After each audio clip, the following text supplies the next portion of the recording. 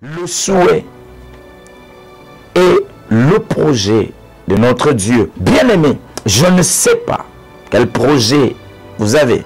Je ne sais pas qu'est-ce que vous envisagez de faire cette année. Deuxième signe de blocage dans la vie de l'homme, c'est lorsque nous expérimentons les limitations.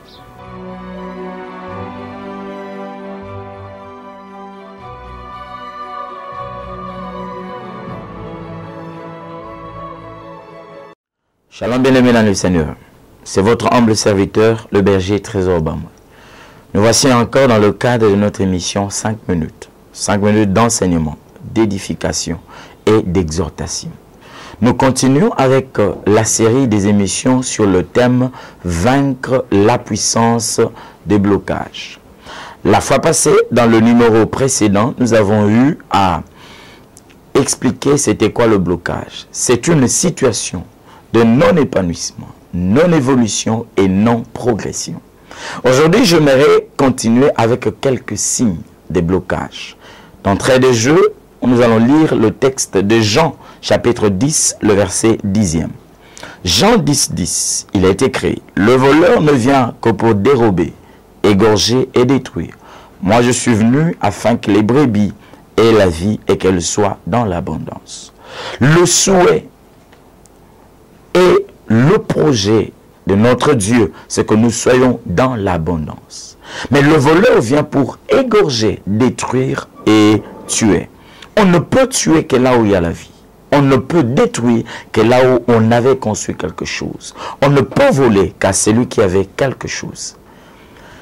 Le premier signe de blocage que j'aimerais vous donner aujourd'hui, c'est lorsqu'on a des projets sans réalisation. Job chapitre 17, le verset 11e, il est écrit, « Quoi?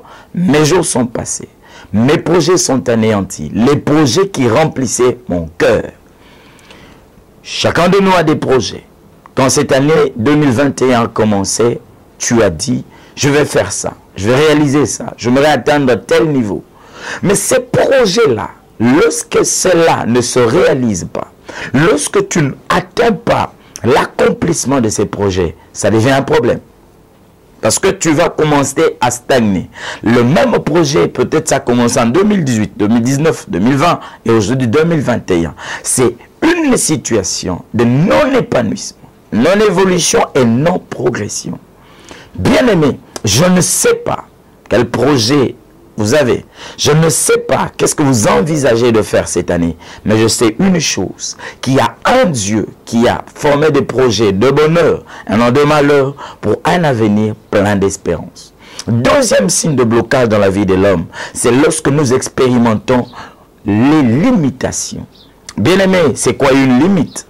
Une limite, c'est une restriction, un point réel fini au-delà duquel on ne peut pas aller.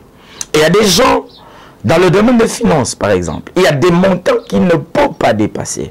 Même s'ils s'évertuent à économiser, faire des épargnes, faire des placements en banque. Mais à chaque fois qu'il veut dépasser ce montant, ça devient très compliqué. Je ne sais pas. J'ai rencontré un bien-aimé qui m'a dit, à chaque fois qu'il épargne de l'argent pour un grand projet, dès qu'il atteint 10 000 $ sur son compte en banque, ça devient compliqué. Ce sont des problèmes à gauche, des problèmes à droite et les choses se compliquent. Je dis toujours aux gens, quelque chose qui arrive pour la première fois, on peut dire c'est un hasard. Deuxième fois, on va dire c'est une coïncidence. C'est arrivé comme l'autre fois. Mais la troisième fois, ce n'est plus normal. Si la première fois que tu voulais t'acheter une parcelle, un appartement, tu as épargné de l'argent et le montant était devenu important. C'est passé un problème, quelque chose, une situation, tu as tout dépensé. Tu revois encore la même situation la deuxième fois. La troisième fois, là, ça demande l'intervention de Dieu parce que ce n'est pas normal. N'oubliez pas que l'invisible commande le visible. Le spirituel commande le physique. Dans le monde physique, tout ce que nous vivons est commandé par ce qui est spirituel. Troisième signe, c'est lorsqu'on a des travaux sans rémunération. Bien-aimé, ma Bible me dit dans Proverbes chapitre 14, verset 23, « Tout travail procure l'abondance. » Je ne sais pas ce que tu fais dans la vie, mais si tu réalises qu'à chaque fois tu commences un travail, tu as autant d'années de carrière, mais il n'y a pas de réalisation, c'est un sérieux problème. Et ça demande la prière. Le dernier signe que je vais donner aujourd'hui, c'est la présence des esprits dévoreurs.